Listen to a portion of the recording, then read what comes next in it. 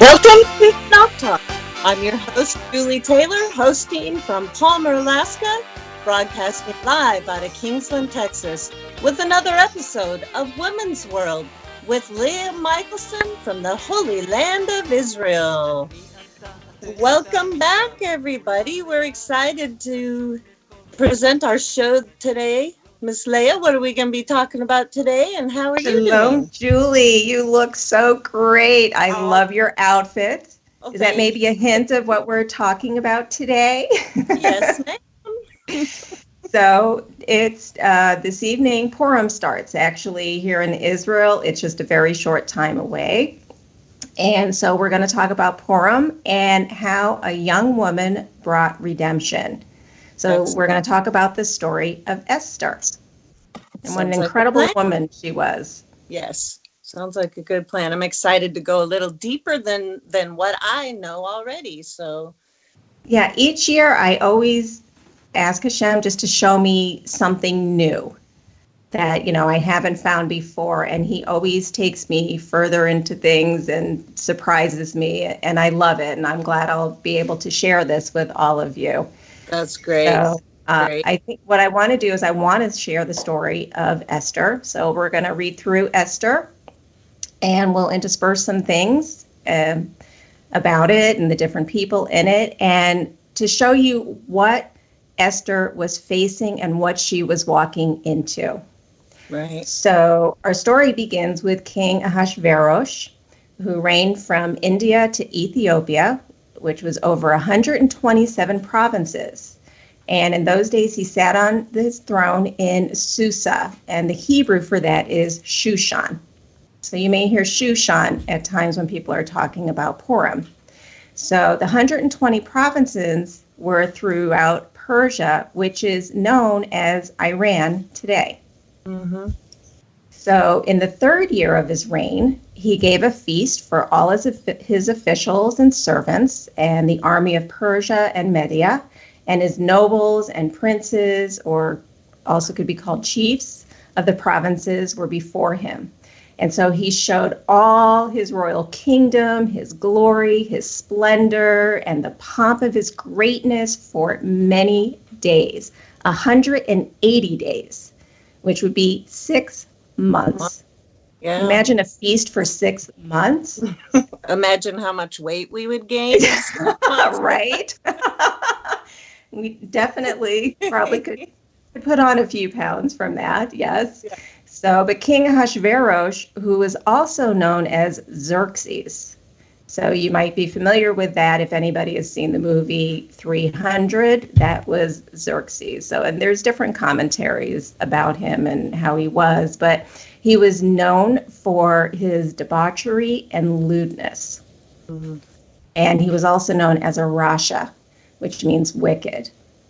So when all these days, these 6 months were completed, then the king gave for all the people present in Susa, in Shushan, both great and small, a feast lasting for 7 days in the court of the garden of the king's palace.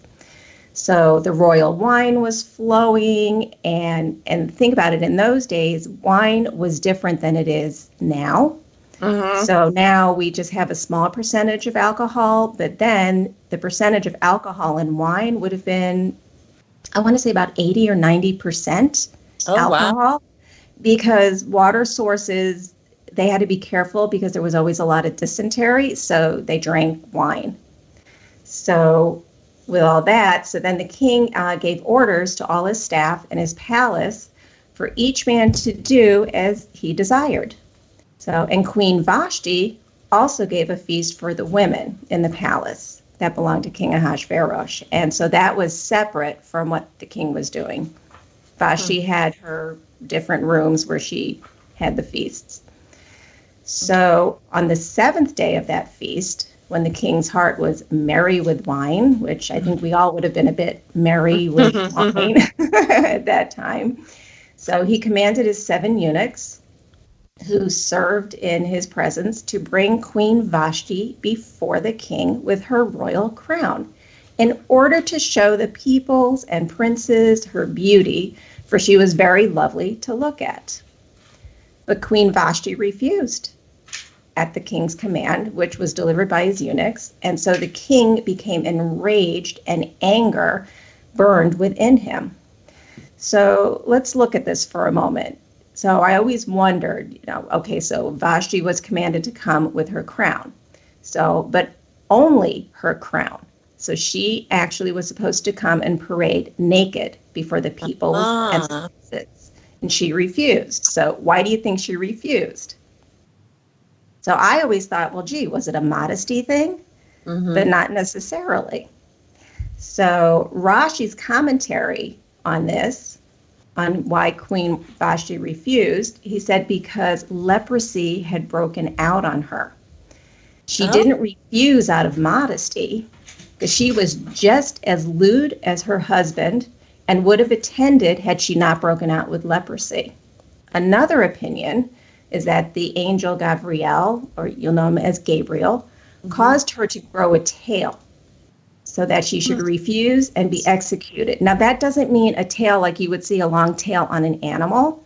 Okay. I mean, there have been medical cases where people have grown like that extra appendage from their tailbone outwardly. Right. So Vashti, another thing about Vashti is that she would force Jewish girls to disrobe and make them work on Shabbat. It was decreed upon her to be stripped naked on Shabbat. This punishment was in the form, just as she had done, so it was decreed upon her. Because she did it, so then she had to do it. So it had nothing to do with modesty whatsoever. Gotcha. So now with the king being upset, so he says to his wise men who were seated with him and who were versed in law and judgment, and they saw the king's face and sat first in his kingdom. And he asked them, and they said, according to the law, he asked them what is to be done with Queen Vashti, because she has not performed the command of the king, which was delivered by his eunuchs. So one of them, Memucan, said in the presence of the king and the officials, not only against the king has Queen Vashti done wrong, but also against all the princes and the peoples who are all in the provinces of King Ahasuerus. For the queen's behavior will be made known to all women, causing them to look at their husbands with contempt, since they will say, King Ahasuerus commanded Queen Vashti to be brought before him, and she did not come. So this very day, the noble women of Persia and Media, who have heard of the queen's behavior, will say the same to all the king's officials, and there will be contempt and wrath, and plenty of wrath going on. So then Memucan continued with the king.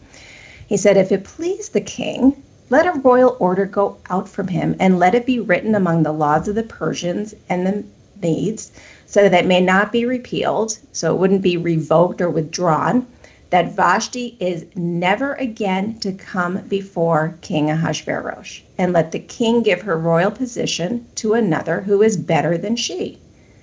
So when the decree made by the king is proclaimed throughout all the kingdom, for it is vast, because we talk 127 provinces, right, all women will give honor to their husbands, high and low alike. So this advice pleased the king and the princes, and he did as Memucan proposed. So he sent letters to all the royal provinces, to every province in its own script, and to every people in its own language, that every man can be master in his own household and speak according to the language of his people.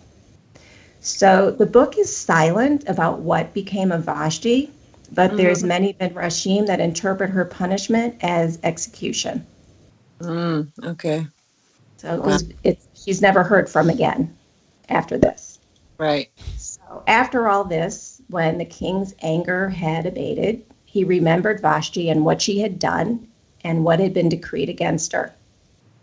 So the king's young men who attended him said, let beautiful virgins be sought out for the king, and let the king appoint officers in all the provinces of his kingdom to gather all the beautiful young virgins to the harem in Shushan, and under custody of Haggai, the king's eunuch, who was in charge of the women. and let their cosmetics be given to them. And let the young women, and let the young woman who pleases the king be queen instead of Vashti. So this pleased the king, and he did so. So now enters Mordecai. Mordecai was a Jew in Shushan, and he was a Benjaminite, and he had been carried away from Jerusalem among the captives, carried away with Jehoniah, who was king of Judah, whom Nebuchadnezzar, king of Babylon, had carried away. And one other thing about Vashti was that she was the granddaughter of Nebuchadnezzar.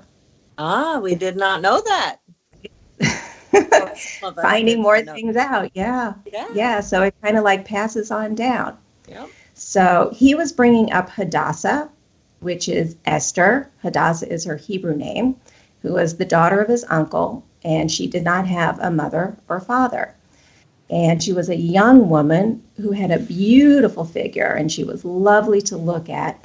And when her mother and father died, Mordecai took her as his own daughter.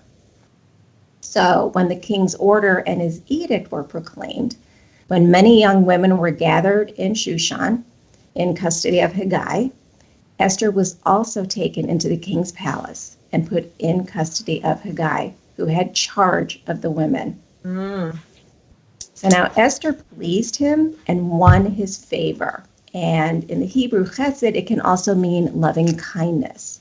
So she won him over in how she acted.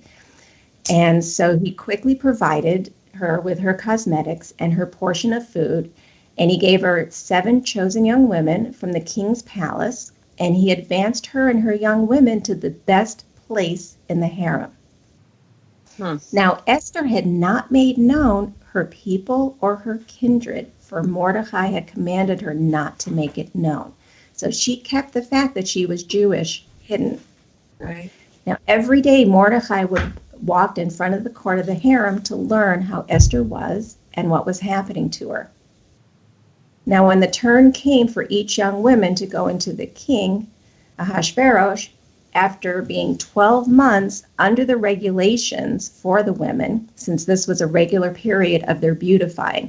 So they were given 6 months with oil of myrrh and 6 months with spices and ointments for women. So for many years, I thought, wow, as a woman, I'm like, wow, a year of pampering. How wonderful. Right. Yeah. Can you imagine? That sounds wonderful. So, but looking further into this, I found out it wasn't necessarily so. So let's look at the biblical times. So in that time, you're in desert areas, it's dry, it's hot, so your skin can become dry and cracked.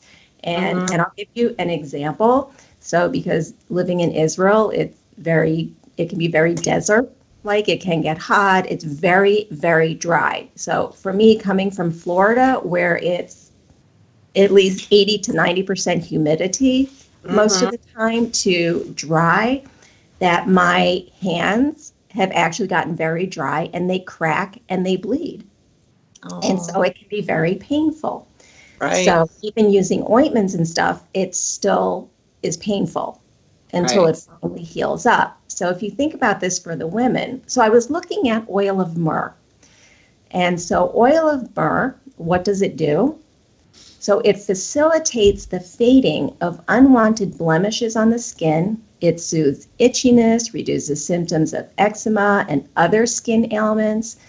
It cleans, it moisturizes, it tightens the skin, and reduces and prevents further chapping and cracking. So they had 6 months of this to get rid of any blemishes, any dryness on their skin. I mean, they were really beautifying themselves before they could go to the king. Right. And then they had 6 months with spices and ointments. So it may not have all been roses. Right. Like you would think of, wow, pampering. Oh, that would be fantastic. So it's a year now that this happens. So when the young woman went into the king in this way, she was given whatever she desired to take with her from the harem, to the king's palace. So it could have been clothes, makeup. So in the evening, she would go in, and in the morning, she would return to the second harem, which was in custody of Shaashgaz, the king's eunuch, who was in charge of the concubines. So she would not go in to see the king again unless he delighted in her and she was summoned by name. So now you have this young woman who was one of the virgins, is now a concubine. Right. So when it came Esther's turn, who Mordecai had taken as his own daughter to go into the king, she asked for nothing except what Haggai, the king's eunuch, who had charge over all the women, advised. So now Esther was winning favor in the eyes of all who saw her. Do you think of how she carried herself? She didn't just outrightly say, well, I'm going to take this, I'm going to take this, I'm going to take this. She actually asked the person that was in charge, what should I take? Right. So when Esther was taken to King Ahasuerus in his royal palace, this was in the 10th month, which is the month of Tevet. So it was the 7th year of his reign. And the king loved Esther more than all the women. And she won grace and favor in his sight more than all the virgins, so that he set the royal crown on her head and made her queen instead of Vashti. So now we have Queen Esther. So the king gave a great feast for all his officials and his servants, and it was Esther's feast. And he also granted a remission of taxes to the provinces and gave gifts with royal generosity. So now when the virgins were gathered together the second time, Mordecai was sitting at the king's gate. Now Esther had not made known of who she was, that she was Jewish. I know I spoke of this before, but it's repeated again in the story. So just as Mordecai had commanded her. For Esther obeyed Mordecai just as when she was brought up by him. Now in those days, Mordecai was sitting at the king's gate, and two of the king's eunuchs, Bigtan and Teresh, who guarded the threshold, became angry and sought to lay hands on King Ahasuerus. And this knowledge came to Mordecai, and he told it to Queen Esther. And Esther told the king in the name of Mordecai. So when the affair was investigated and found to be so, the men were hanged in the gallows. And it was recorded in the book of Chronicles in the presence of the king. So now Haman, boo, enters the picture. Haman was also a Rasha. He was very wicked. So, and we're going to see more about him. So after these things, King Ahasuerus promoted Haman and advanced him and set his throne above all the officials who were with him. And all the king's servants who were at the king's gate bowed down and paid homage to Haman. So they worshipped him, for the king had so commanded concerning him. But Mordecai did not bow down or pay homage.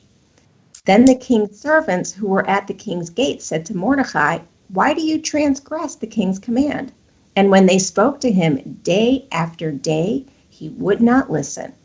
So they told Haman in order to see whether Mordecai's words would stand, for he told them that he was a Jew. So when Haman saw that Mordecai did not bow down or pay homage to him, he was filled with fury, and he disdained to lay his hands on Mordecai alone. So as they, the servants, had made known to him the people of Mordecai, Haman sought to destroy all the Jews, the people of Mordecai throughout the whole kingdom of Ahasuerus. So in the first month, which is the month of Nisan, and Nisan is when we have Passover, Pesach. So in the 12th year of King Ahasuerus, they cast Purim, which is lots, before Haman day after day, and they cast it month after month till the 12th month, which is the month of Adar. Then Haman said to King Ahasuerus, "There is a certain people scattered abroad and dispersed among the peoples in all the provinces of the kingdom. Their laws are different from those of every other people, and they do not keep the king's laws, so that it is not to the king's profit to tolerate them. So if it please the king, let it be decreed that they be destroyed, and I will pay 10,000 talents of silver into the hands of those who have charge of the king's business, that they may put it into the king's treasuries. So the king took his signet ring from his hand and gave it to Haman, the enemy of the Jews. And the king said to Haman, the money is given to you, the people also, to do with them as it seems good to you. So then the scribes were summoned on the 13th day of the first month, and an edict, according to all that Haman commanded, was written to the king's satraps, which is governors, Persian governors, and to the governors over all the provinces, and to the officials of all the peoples, to every province in its own script, and every people in its own language. It was written in the name of King Ahasuerus and sealed with the king's signet ring. So letters were sent by couriers to all the king's provinces with instruction to destroy, kill, and annihilate the Jews, young and old, women, children, in one day, the 13th day of the 12th month, which is the month of Adar, and to plunder their goods.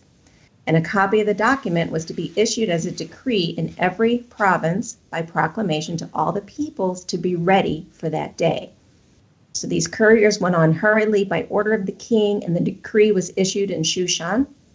And the king and Haman sat down to drink, but the city of Shushan was now thrown into confusion. So Mordecai learned all that had been done. And Mordecai tore his clothes and put on sackcloth and ashes, and he went out into the midst of the city, and he cried out with a loud and bitter cry. He went up to the entrance of the king's gate, for no one was allowed to enter the king's gate clothed in sackcloth. And in every province, wherever the king's command and his decree reached, there was great mourning among the Jews, with fasting and weeping and lamenting, and many of them lay in sackcloth and ashes. So when Esther's young women and her eunuchs came and told her that the queen was deeply distressed, one sec. Sorry, not trying to cause dead air. Oh, God. Get a little dry. So Queen Esther was deeply distressed. So she sent garments to clothe Mordecai so that he might take off his sackcloth, but he would not accept them. So then Esther called for Hathach, one of the king's eunuchs, who had been appointed to attend her, and ordered him to go to Mordecai to learn why this was and what this was. So Hathach went out to Mordecai in the open square of the city in front of the king's gate, and Mordecai told him all that had happened and the exact sum of money that Haman had promised to pay into the king's treasuries for the destruction of the Jews. Mordecai also gave him a copy of the written decree issued in Shushan for their destruction, so that he might show it to Esther and explain it to her and command her to go to the king to beg his favor and plead with him on behalf of her people. So Hathach went and told Esther what Mordecai had said.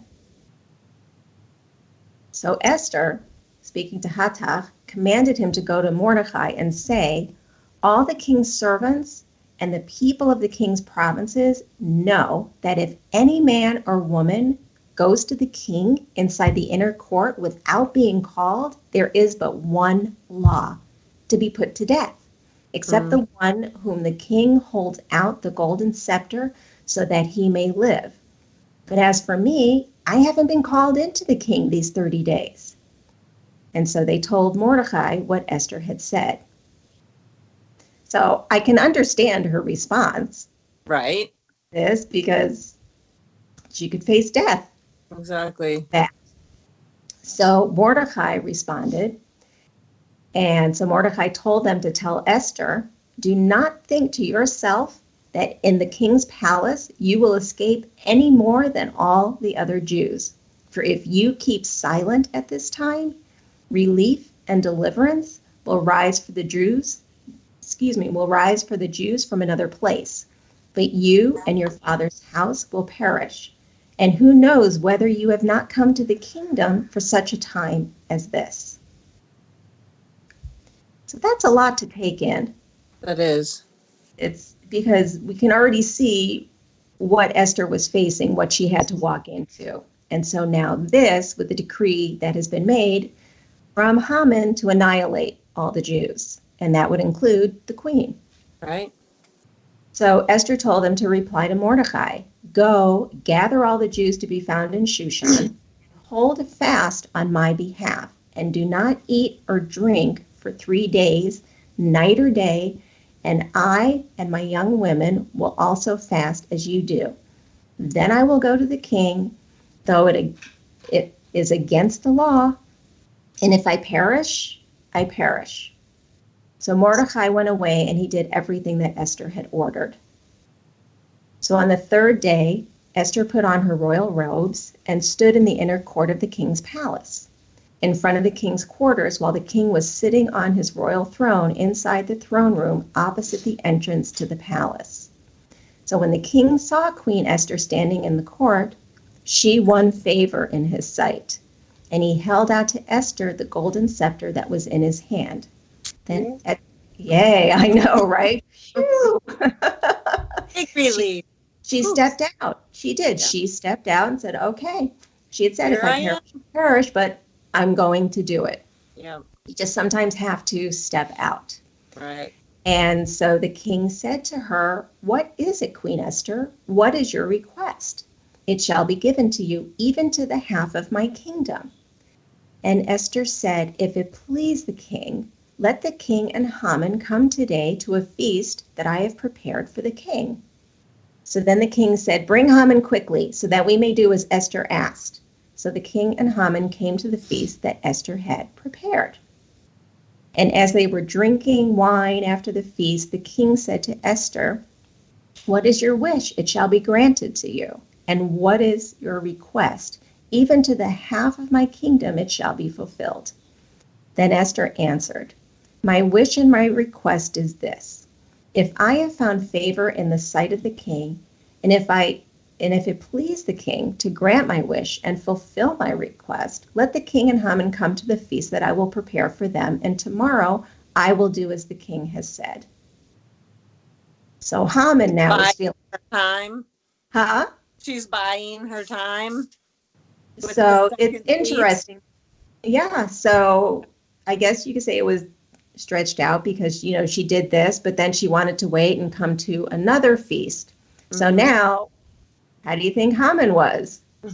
He's all like puffed up and, oh, wow, so he went out that day joyful and glad of heart. But when Haman saw Mordecai in the king's gate, that he neither rose nor trembled before him, he was filled with wrath against Mordecai. But nevertheless, Haman restrained himself and went home, and he sent and brought his friends and his wife Zeresh.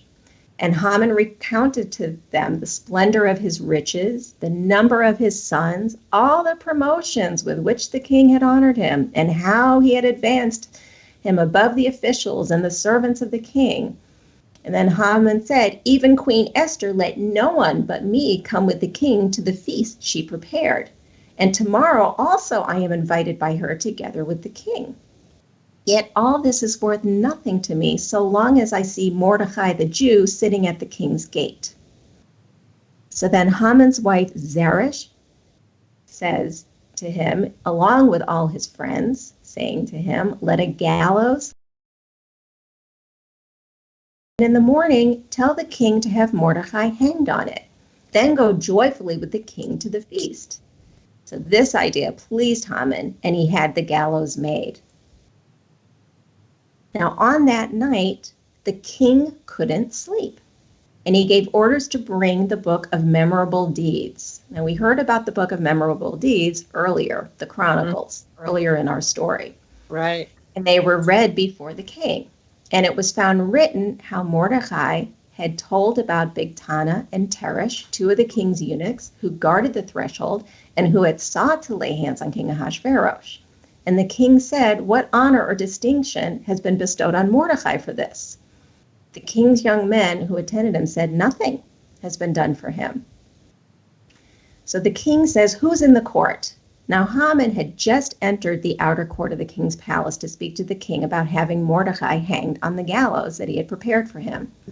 And the king's young men told him, "Haman is there, standing in the court." And the king told them to let him come in. So Haman came in, and the king said, "What should be done to the man who the king delights to honor?" And Haman, thinking to himself, who would the king delight to honor more than me? Right. So Haman's thinking, he's the one to be honored. So Haman said to the king, "For the man whom the king delights to honor, let royal robes be brought, which the king has worn, and the horse that the king has ridden, and on whose head a royal crown is set, and let the robes and the horse be handed over to one of the king's most noble officials, and let them dress the man whom the king delights to honor, and let them lead him on the horse through the square of the city, proclaiming before him, 'Thus shall it be done to the man whom the king delights to honor.'" So the king said to Haman, "Hurry, take the robes and the horse as you have, and do so to Mordecai the Jew, who sits at the king's gate. Leave out nothing that you have mentioned." So Major backfire. Right? I know. It's because he's all puffed up and he thinks, "Oh, it's me and I'm the one." And right. So Haman took the robes and the horse, and he dressed Mordecai and led him through the square of the city, proclaiming before him, "Thus shall it be done to the man whom the king delights to honor." So then Mordecai returned to the king's gate, and Haman hurried to his house mourning and with his head covered. So I think he's starting to feel a little differently. Right. So because here he has such wrath against Mordecai the Jew, and now he's had to parade him through the entire city. Right. So Haman told his wife Zeresh and all his friends everything that had happened. So then his wise men and his wife Zeresh said to him, "If Mordecai, before whom you have begun to fall, is of the Jewish people, you will not overcome him, but will surely fall before him." I thought that was interesting. Yeah. And it sounds prophetic. So while they were yet talking with him, the king's eunuchs arrived and hurried to bring Haman to the feast that Esther had prepared. So now all is about to be revealed. So the king and Haman went into the feast with Queen Esther. And on the second day, as they were drinking wine after the feast, the king again said to Esther, "What is your wish, Queen Esther? It shall be granted you. And what is your request? Even to the half of my kingdom it shall be fulfilled." So Queen Esther answered, "If I have found favor in your sight, O king, and if it please the king, let my life be granted me for my wish, and my people for my request. For we have been sold, I and my people, to be destroyed, to be killed, and to be annihilated. If we had been sold merely as slaves, men and women, I would have been silent, for our affliction is not to be compared with the loss to the king." So now, Esther is now revealed, she's Jewish. Right. So King Ahasuerus said to Queen Esther, "Who is he? Where is he? And who has dared to do this?" And Esther says, "A foe and enemy, this wicked Haman." Ooh. Then Haman, is right. Then Haman was terrified before the king and the queen. And the king arose in his wrath from the wine drinking, and he went into the palace garden. But Haman stayed to beg for his life from Queen Esther, for he saw that harm was determined against him by the king. And the king returns from the palace garden to the place where they were drinking wine, as Haman was falling on the couch where Esther was. And the king said, "Will he even assault the queen in my presence, in my own house?" As the words left the mouth of the king, they covered Haman's face. So then Harvona, one of the eunuchs in attendance of the king, said, "Moreover, the gallows that Haman had prepared for Mordecai, whose word saved the king, is standing at Haman's house 50 cubits high. 50 cubits high is 75 feet high." Right. That's Very high. yeah. And the king said, hang Haman on that. So they hanged Haman on the gallows, that he was prepared for Mordecai. Then the wrath of the king diminished. It had abated. So on that day, but we still have more. Wait, Have, there's more. we still have the edict that was written to happen in the month of Adar for the annihilation of the Jews due to Haman. And so on that day, King Ahasuerus gave to Queen Esther the house of Haman, the enemy of the Jews, and Mordecai came before the king, for Esther had told him what he was to her. And the king took off his signet ring, which he had taken from Haman, and he gave it to Mordecai. And Esther set Mordecai over the house of Haman. All right, so we were just talking about this. So early in the story, we know that Haman had plotted to have the Jews destroyed and had the king make a decree and edict to do this very thing. So Esther spoke to the king again. She fell at his feet and wept and pleaded with him to avert the evil plan of Haman and the plot that he had devised against the Jews. When the king held out the golden scepter to Esther, Esther rose and stood before the king. And she said, if it please the king, and if I have found favor in his sight, and if the thing seems right before the king, and I am pleasing in his eyes, let an order be written to revoke the letters devised by Haman, which he wrote to destroy the Jews who are in all the provinces of the king. For how can I bear to see the calamity that is coming to my people, and how can I bear to see the destruction of my kindred? So King Ahasuerus said to Queen Esther and to Mordecai, behold, I have given Esther the house of Haman, and they have hanged him on the gallows, because he intended to lay hands on the Jews. But you may write as you please with regard to the Jews in the name of the king, and seal it with the king's ring, for an edict written in the name of the king and sealed with the king's ring cannot be revoked.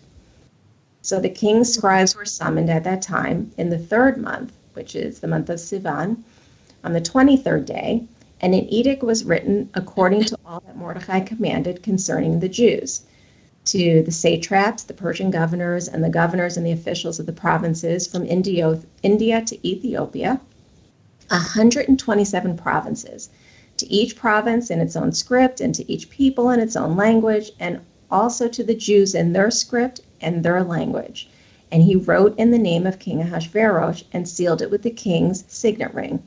Then he sent letters by mounted couriers riding on swift horses that had been used in the king's service. And it's known these horses came from the royal stud. So saying that the king allowed the Jews who were in every city to gather and defend their lives, to destroy, to kill, and to annihilate any armed force of any people or province that might attack them, children and women included, and to plunder their goods, on one day throughout all the provinces of King Ahasuerus, on the 13th day of the 12th month, which is the month of Adar. So a copy was written and was to be issued as a decree in every province and publicly displayed to all the peoples, and the Jews were ready on that day to take vengeance on their enemies. So the couriers mounted on their horses that were used in the king's service, and they rode out. I mean, it's not like we can, in that time, you could fly or no car, nothing. It's just horses, or you walked, or horse-drawn, the carriages. So it took time. So there was months in between. And the decree was issued in Shushan, the citadel. So Mordecai went out from the presence of the king in royal robes of blue and white, with a great golden crown and a robe of fine linen and purple, and the city of Shushan shouted and rejoiced. The Jews had light and gladness and joy and honor, and in every province and in every city, wherever the king's command and his edict reached, there was gladness and joy among the Jews, and a feast and a holiday, and many from the people of the country declared themselves Jews, for fear of the Jews had fallen on them. So now in the 12th month, which is the month of Adar, on the 13th day of the same, which is we're in the month of Adar with Purim, When the king's command and edict were about to be carried out on that day, when the enemies of the Jews hoped to gain the mastery over them, the reverse occurred. The Jews gained mastery over those who hated them. And the Jews gathered in their city throughout all of the provinces of King Ahasuerus to lay hands on those who sought their harm, and no one would stand against them, for the fear of them had fallen on all the peoples. All the officials of the provinces and the satraps and the governors and the royal agents also helped the Jews, for the fear of Mordecai had fallen on them. For Mordecai was great in the king's house, and his fame spread throughout all the provinces, for Mordecai grew more and more powerful. So the Jews struck all their enemies with the sword, killing and destroying them as they did, and they pleased to those who hated them. And that very day, the number of those that were killed in the citadel was reported to the king. It was 500. And the king said to Queen Esther in Shushan the citadel, the Jews have killed and destroyed 500 men, and also the 10 sons of Haman. What then have they done in the rest of the king's provinces? Now what is your wish? It shall be granted you. And what is further is your request, and it shall be fulfilled. So Esther says, if it please the king, let the Jews who are in Shushan be allowed tomorrow also to do according to this day's edict. And let the 10 sons of Haman be hanged on the gallows. So the king commanded this to be done. A decree was issued in Shushan, and the 10 sons of Haman were hanged. So the Jews who were in Shushan gathered also on the 14th, the next day of the month of Adar, and they killed 300 men in Shushan, but they laid no hands on the plunder. And the rest of the Jews who were in the king's provinces also gathered to defend their lives and got relief from their enemies and killed 75,000 of those who hated them. But they didn't lay hands on the plunder. So the 13th day of the month of Adar, and on the 14th day they rested, and they made that a day of feast and gladness. But the Jews who were in Shushan gathered on the 13th day and on the 14th, and rested on the 15th day, making that a feasting day of gladness. So, after all this, Mordecai recorded all these things and sent letters to all the Jews who were in all the provinces of King Ahasuerus, both near and far, obliging them to keep the 14th day of the month of Adar and also the 15th day of the same year by year, as the days on which the Jews got relief from their enemies, and as the month that had been turned from their sorrow into gladness, from mourning into a holiday, that they should make them days of feasting and gladness, days for sending gifts of food to one another and gifts to the poor. So the Jews accepted what they had started to do and what Mordecai had written to them. So let's see where we are with time. So everything's done, they're celebrating, and these practices continue from generation to generation, and we follow them today. We commemorate this on Purim. We remember, and we do a number of different things. So, but let's look at Esther. Yes, let's do that. What an amazing woman. Look at everything she had to face and what she was willing to do for her people. Right. She was quiet, reserved, yet strong. She was beautiful inside and out. She was modest, not only modest in how she dressed, but how she carried herself and how she spoke. And so in doing that, she found favor with everyone she came in contact with. She had been given the best women, she'd been given the women in the best place in the harem.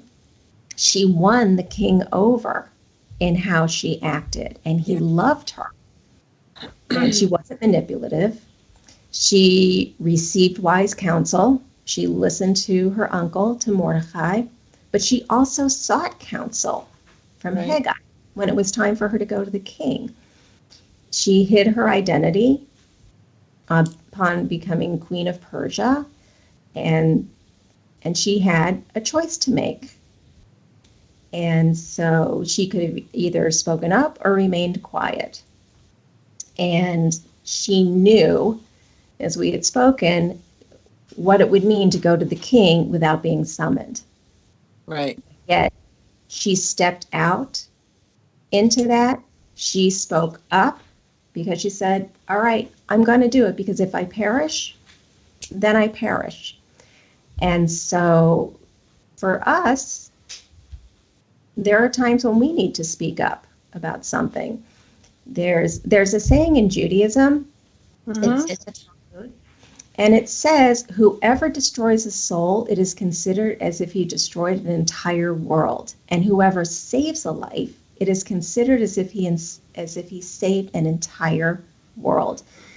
And this passage refers to any soul, Jewish, or I know, not to use B'nai Noach, we say like non-Jew or a Gentile, but we'll say righteous of the nations. So it's any soul. So any soul of the nations, righteous of the nations, Jews. And so, but we're all considered an olam katan, a small world. So each of us is considered a small world. So even in our daily lives, we never know necessarily what someone's going through. Giving someone, just a simple smile, a greeting, an encouraging word, being there for someone. It's as if we're helping that person's world. We're saving a soul, because we never know, we can be changing someone's life. Well, and each and every soul is just as precious to Hashem. Absolutely. Yeah. Yes, absolutely. Yeah. Absolutely. We're all his creation. Mm-hmm. So there's a number of things that we do on Purim. So we fast, and right now it's called Ta'anit Esther. It's the fast of Esther.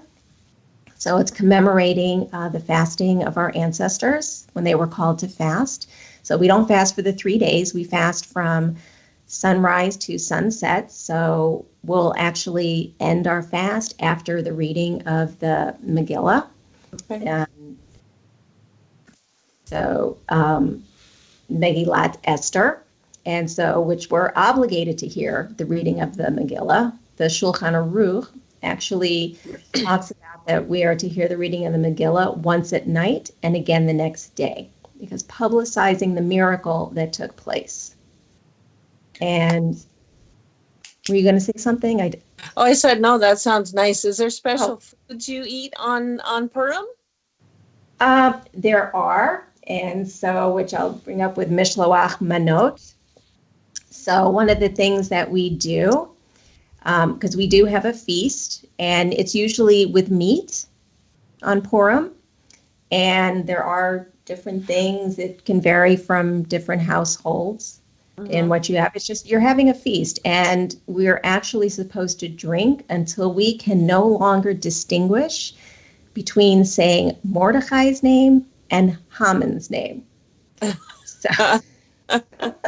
So it's very, very festive. And in reading of the Megillah, so it's really fun because the kids really get into it too. And please, we're all kids, right? Exactly. We like to have fun. So in the reading of the Megillah, whenever we hear Esther's name, we all go, ooh, ah.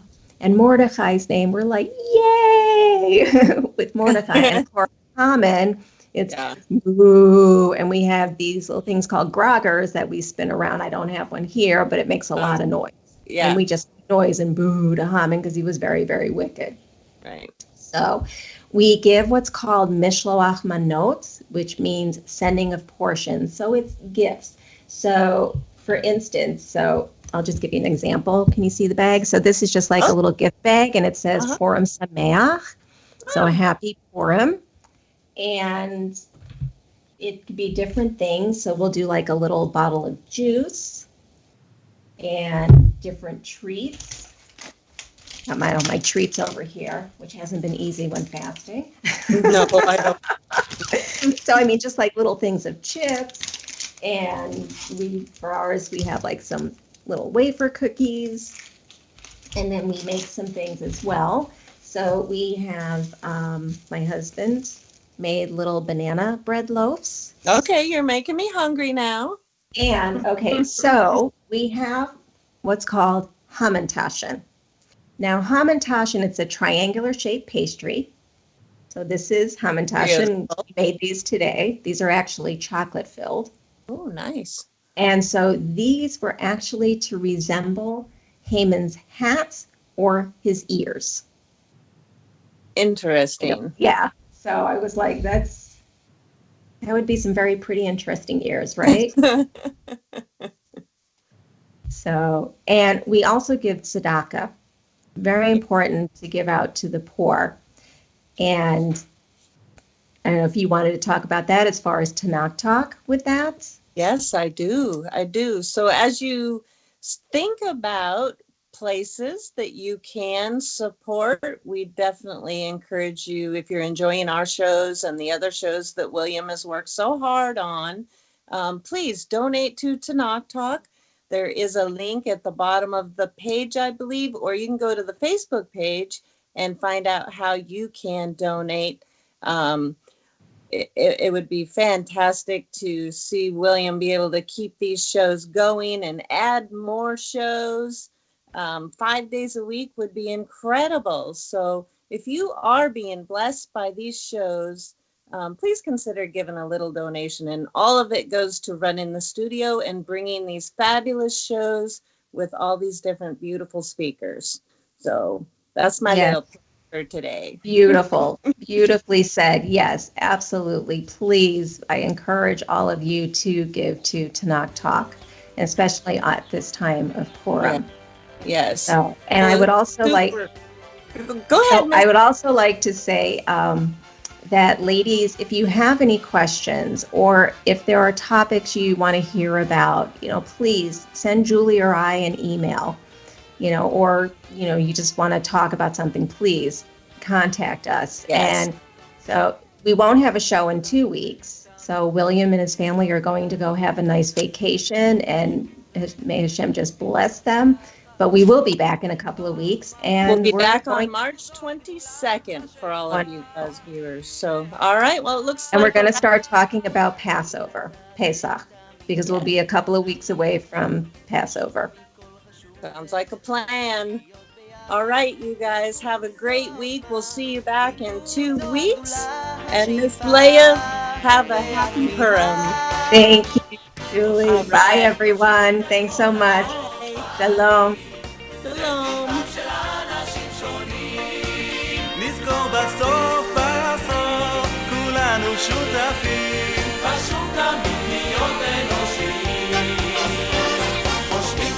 לובשים בכל האופנים, זה פניהם של אנשים שונים. נזכור בסוף, כולנו שותפים. חשוב תמיד להיות אנושיים. אני, אתה, אתם, תמיד, כולם ביחד. חשוב מכל חשוב והכרחי להיות ביחד. איפוק זו העוצמה, ויתור זו הגדולה, שאיפה והכמיהה. אני, אתה, אתם, תמיד, כולם ביחד. חשוב מכל חשוב והכרחי להיות ביחד.